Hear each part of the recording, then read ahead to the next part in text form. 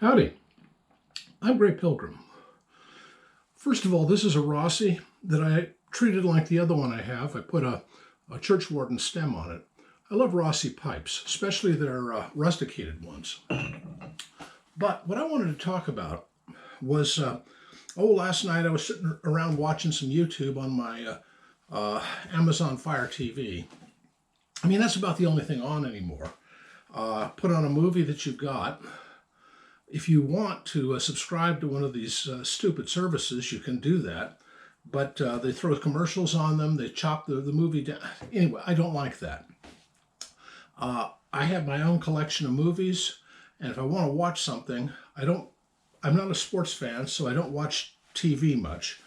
Heck, I haven't watched regular TV since the day Trump was elected, and I called in and had him cancel my cell service because it was crap. I just don't watch TV, and I never did.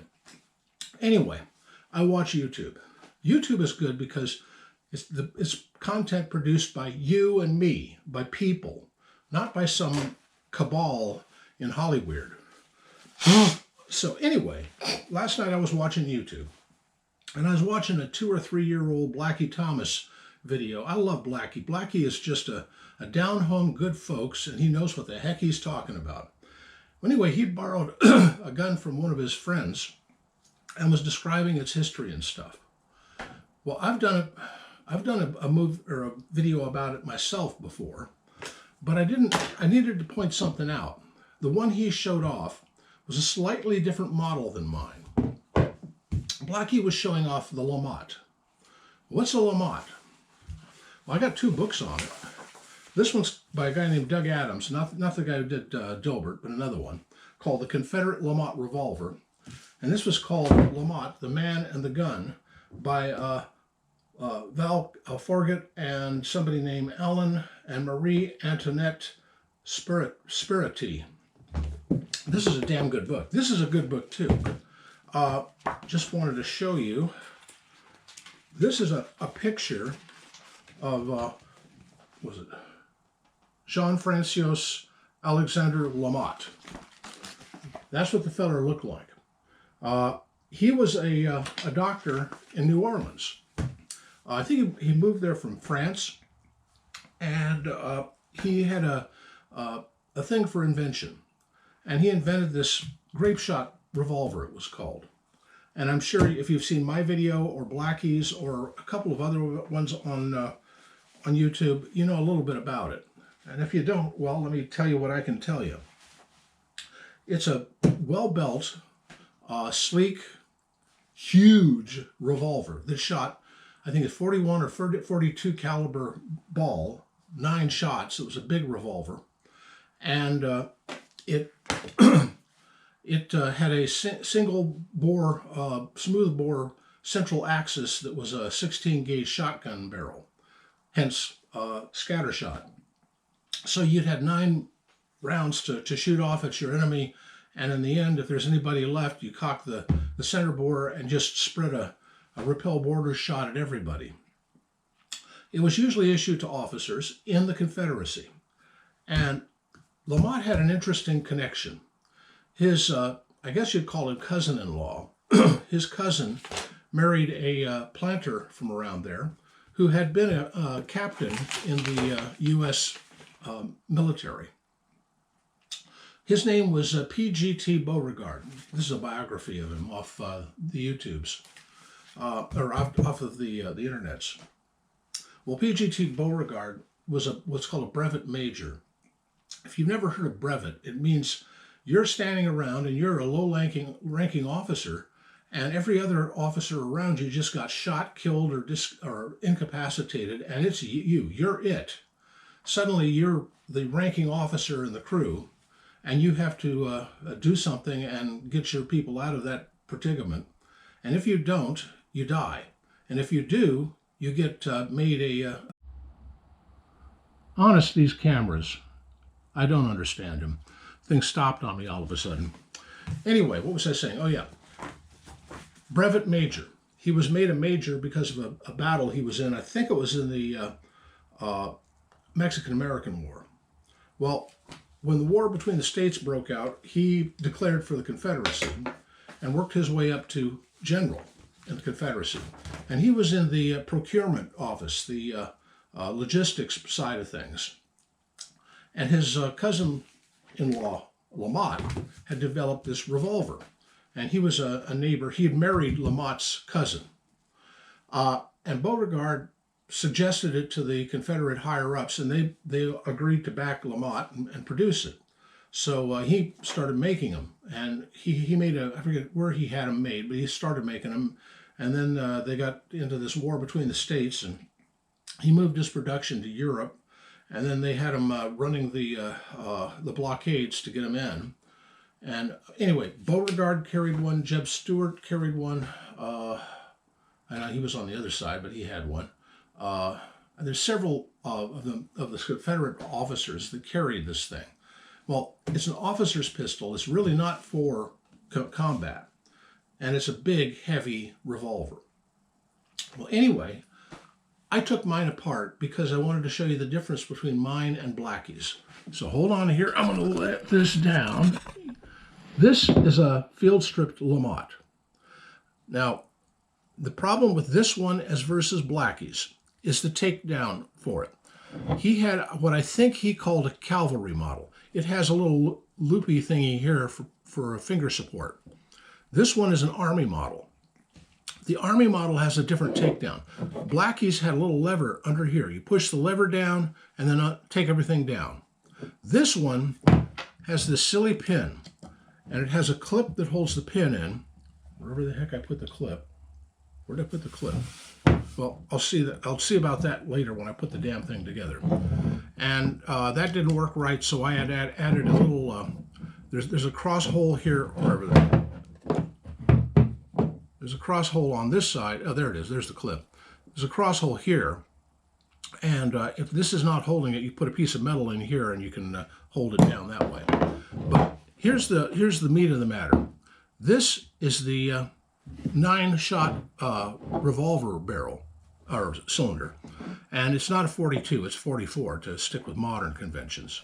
And that is the actual 16 gauge scattershot barrel. And even like this, you could shoot it just as a shotgun. I can't take this off, it's stuck in there. But it's Blackie had he could remove it so he could pull out an old shot or old charge or something. If I've got to pull that out, I'll have to pull the primer and the nipple, and then start filling it full of black powder and then shoot it out or something. I don't know, maybe poke it out through the primer hole. Anyway, this is an absolute bear to load on the revolver. And the reason is that this is the loading bar. And it's at the top like this. And it's just as flimsy as can be. It was a problem with the originals. It's a problem with this one. So I came up with a solution. Now, what's my solution? Well, I built something. Let me get this up a little bit. That's a little tilty, but it'll do. Here's my solution. This had been a bottle capper for a beer bottle. Well, I found it in a junk store, and I modified it. I added this gizmo with that. I put this down here. What's this? This pin fits an 1860 Navy, or Army. This fits an 1851 Navy. And this one fits a LeMat. Holds it in place, and you can come down and ram in your bullets much deeper than this thing could, and load it up. And this is preferred. Load it off the gun and then put it all back together, which is what I'm going to do right now. This is the ramrod for the Grapeshot barrel, and we can take it out while we're doing this. And you put the barrel on here. Oh, take the pin out. And Blackie's came apart much simpler than this one does. And you just hit that latch, and down it came, and everything was just smooth as all get out. And just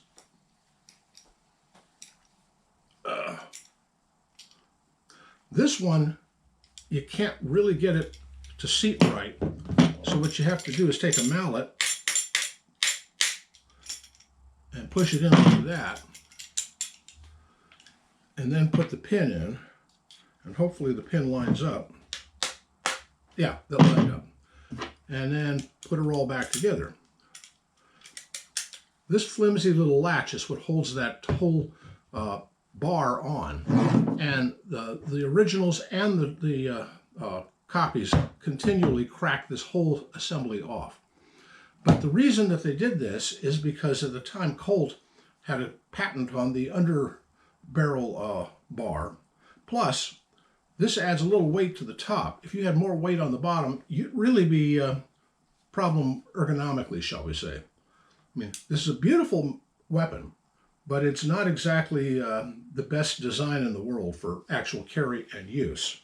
I mean, that is so front heavy. It's unbelievable. And the cocking is a bear. By the way, to shoot the center barrel, you push down this like that, and it hits the this separate nipple here and torches it off. I have fought or shot once all 9 revolver chambers and the Grapeshot once. Not going to do it again. It wasn't very ergonomic, shall we say. Well, by the way, this fits a 44 caliber ball. I have this gizmo that I put on it with a Allen wrench to hold the little screw in place. Come on now, you. And then this fits a 36. I have another, this one. That pin fits 31. So you can use that to reload all of them. Yes, I could have gone out and bought one of those stands for reloading, but I had this and I had the junk, and I just machined these things out and put it all together and thought, well, that'll work. You know, and it didn't cost me anything. Well, $5 for this at the thrift store, and hey, it all works out. Anyway, I know this is a little tilty. I'm not going to mess with it because it's still working. Anyway, that's about all I wanted to talk about, the LeMat. Go see Blackie Thomas's video. It's about 2 years old on this one. And then compare it to mine. His has, like I said, a little latch down here. You just push it down and the whole thing comes apart. Wonderful system. This one is a bear to deal with. And I'm not really pleased with it. By the way, I put slick spring nipples on this thing. They cost a wee bit more than the 6-shooters because you got 9 of them. But that fixed one of the problems it had from the one time we took it out shooting, which was misfires a lot and cap jams. No cap jams with this. Anyway, that's all I got to talk about. Happy trails.